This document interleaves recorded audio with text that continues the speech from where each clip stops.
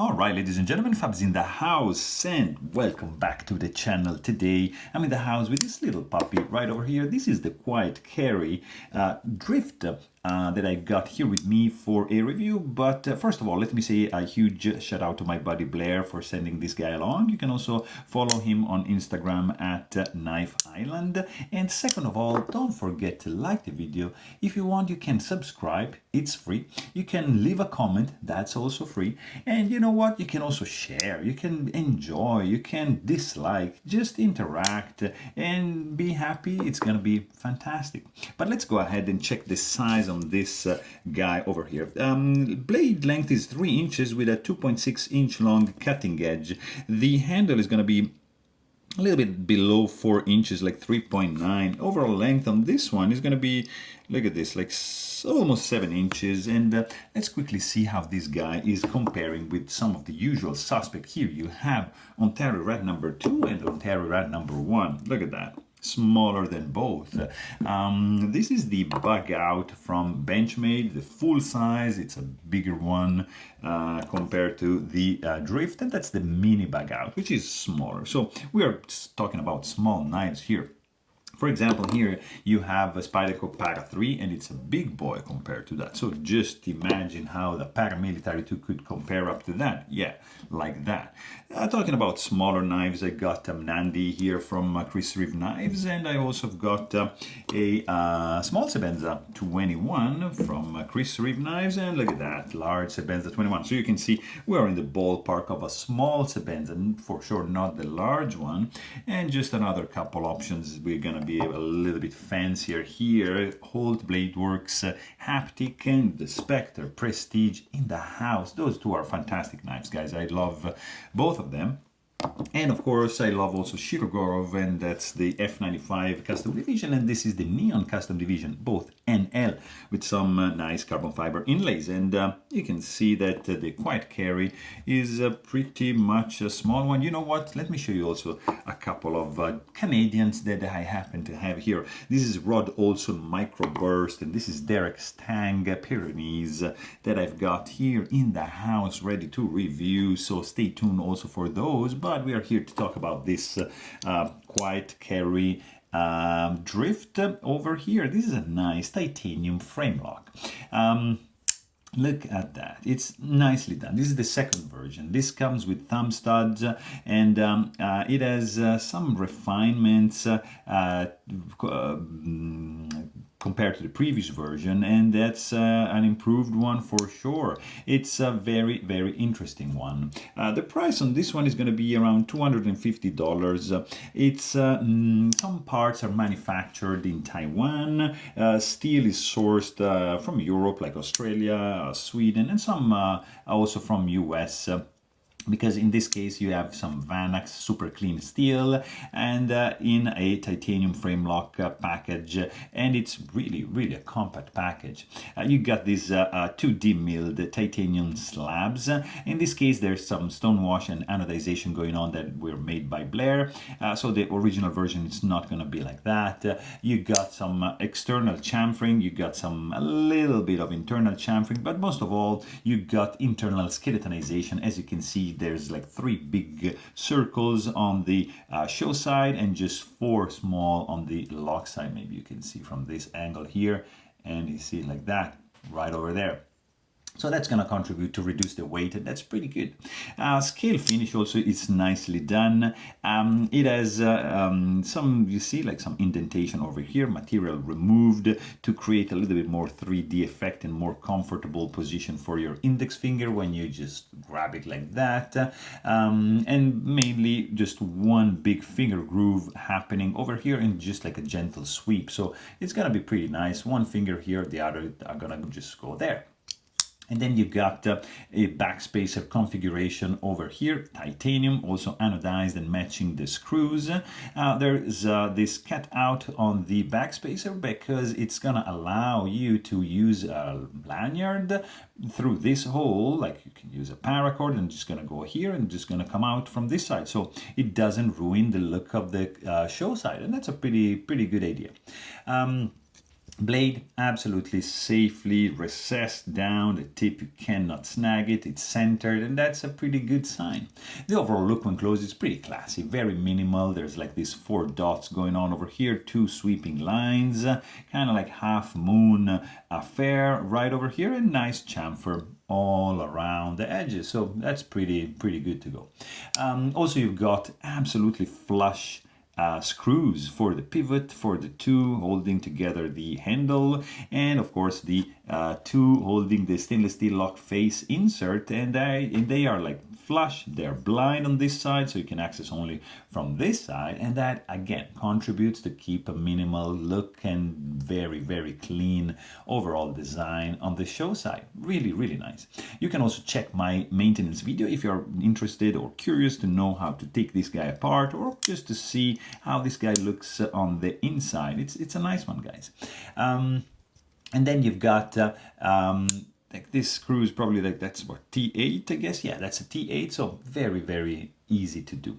And then like on this side you can notice 2 screws to hold together the stainless steel lock face insert, because of course you got the titanium handle rubbing up against the steel tang on the blade, and that might create some lock stick issues. But look at that, you got this insert right there, which is stainless steel, and that's not gonna do anything. And the steel right over here is LC200M. You can maybe see from this side, and they're very nice to mark that steel on the inside. That's a pretty nice touch. There is also an integrated lock bar stabilizer. You can actually see it from here, integrated in the lock face insert, and that's a fantastic thing to do. Really good.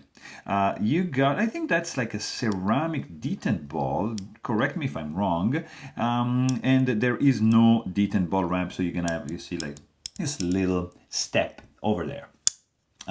Wire pocket clip, it's not my favorite design, but I get it. It's very functional, super easy to get in and out of the pocket. This carries fantastically, I have to admit, even if I don't like the look.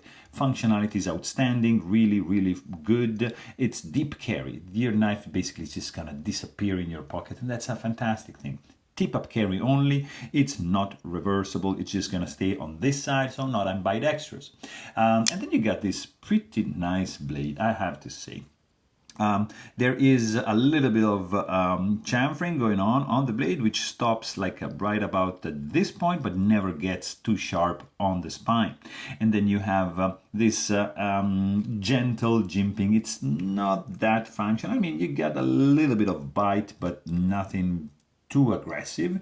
And then of course you get a pair of thumb stud removable from the lock side, and then you see it sweeps, it drops down like to create some like 50% belly, and then straight edge up to the sharpening choil, where it shows the nature of this blade. And the nature of this blade is to be a slicer. Look at that. Nice wide finger choil, absolutely functional. You can choke it up like that, take advantage of the finger choil, of course sharpening choil as well, and just do some little more precision work. And then you see the plunge grind right over here that's angled to a little bit, and then just curves down and creates this line over here to have a flat where the logo sits right over there. Nice chamfer going on also over here, so you're not meeting any sharp edges if you choke it up and use it as a finger choil. On the other side, you just have the marking for the Vanax super clean steel employed in this model over here, and you can see beside my fingerprints that this is a stone-washed finish, sorry, but has some grind lines at the same time. So it has like I mean, I don't know, I wouldn't call it like satin belt grind, but it kind of is. But at the same time, there's a very slight stone-washed finish to my eye. So that's a very cool look. Also, edge symmetry looks pretty nice. Let's check the stock thickness, because this is a thin one. Look at that, 0.082, and behind the edge this fella is gonna be, look at that, 0.011. So super slicey, super thin stock for this blade with minimal billboarding going on. Very nice execution. And then you got the sound of this guy. Look at this, nice and high pitched, not loud, not percussive, a little bit piercing sound, not blasting. It's like it's very gentle, I have to say. It's a tiny knife. It's small. The blade, it doesn't, it's light, so the noise that's gonna make hitting that stop pin pivot is just not too loud. So it's pleasant. When you close it, pretty much inaudible, really unobtrusive. Of course, this guy is running on phosphorus bronze washers, so that's why the action is just not like drop shotty, but the sound is like that, just like a little thing. Kind of like Sebenza, less pleasant than a Sebenza. I mean, that's like very, very different, but kind of reminiscent of that. Let's also check the weight on this little fella, because this is really light. Of course, titanium milling pocket on the inside. They're gonna contribute to have the knife down to 2.77 ounces, and that's fantastic. In your pocket, it's just gonna feel very light, nice and pleasant. I like this finger groove a lot because it allows me just to feel comfortable when when squeezing this handle. So it's very good. Zero hot spots, nothing coming from the clip. It's very good. Like if you just squeezed a lot, maybe you feel a little bit on this area, but it's normal. Overall, really well designed. There's no sharp edges. They did a nice job with the chamfering over here. You can even do like a reverse grip and like that. It's pretty comfy, I have to say. I'm surprised because this is a small knife and I have big hands, so that's pretty good. Also, the backspacer gives some nice rigidity to the structure. Nice, you don't see anything flexing. The texture is going to be a little bit on the slippery side because of course there's no milling and it's like 2D, it's just flat slabs, a little bit on the slippery side, not grippy, but fit and finish is pretty good. You see backspacer are absolutely flush with the scales. You got I really love how these screws are flush with the scale as well. No blade play up and down, left and right. There's no rattling. I don't see any gaps. It has a good fit and finish. And also like the lock bar, you see, sticking out a little bit so you can access this one. Maybe a little bit of jimping going on over here would have been perfect, but it's all right. Nothing, to complain about. Also, there's no lock stick, of course. Stainless steel lock face insert.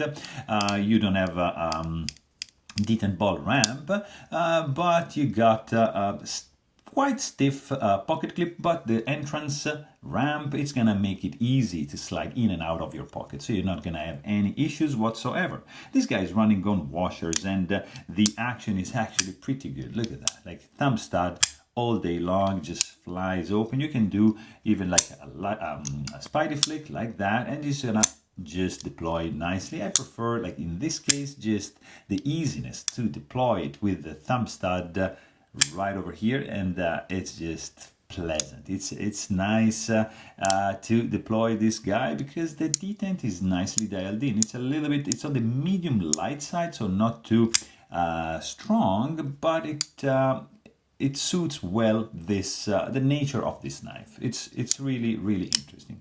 So I mean, overall, this knife is it's a pretty cool one because it's lightweight. And it's like really carryable. It's like a summer knife. It's something you can throw in your pockets, in your shorts, and you're gonna be happy about it. It's like a beautiful slicer. Has a good ergonomics. Sound is also good. So I mean, this is a pretty solid option, guys. So there you have it. Hope you guys enjoyed this video. Thanks for watching and stay tuned.